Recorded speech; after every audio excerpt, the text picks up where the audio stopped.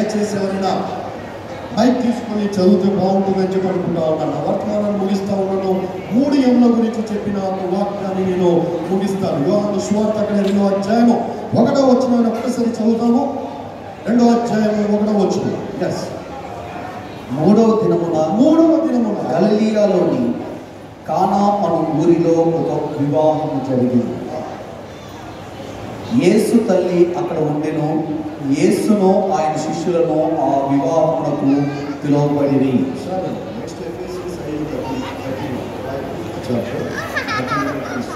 ఈ 2వ అధ్యాయము 1వ వచనంలో మొదటి ఏం కనబడుతూ ఉందంటే నీళ్లను ద్రాక్షారసముగా చేశాను. అంటే దాని అర్థము అద్భుతము. అందరూ ఒకసారి చెప్తారు నాతో ఏం జరిగినట్ట?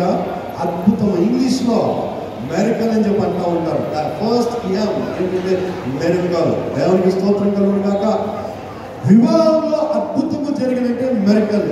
ఈ మ్యారేజ్లో కూడా మన జీవితాల్లో లేకపోతే వివాహము ఎవరైతే చేసుకోబోతా ఉన్నారో వారితో కూడా దేవుడు మాట్లాడుతూ ఉన్నాడు. ఏంటంటే మీరు ఎప్పుడైతే యేసు వారికి లోబడి ఉంటారో మీ జీవితంలో కూడా మొదటి ఏమంటే మెరికలు చూస్తారు. దేవునికి స్తోత్రం కలుగును గాక.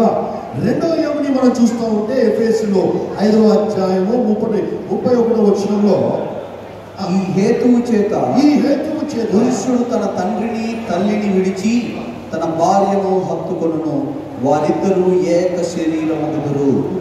ఈ మర్మము గొప్పది.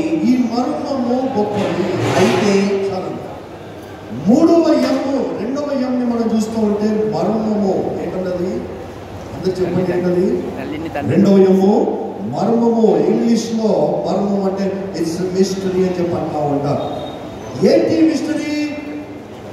పెళ్లి కుమారుడేమో తల్లిని తండ్రిని విడిచి, పెళ్లి కుమార్తెమో తల్లిని తండ్రిని విడిచి ఇద్దరు ఏక శరీరంగా ఒకరిని ఒకరు హత్తుకోవాలంట.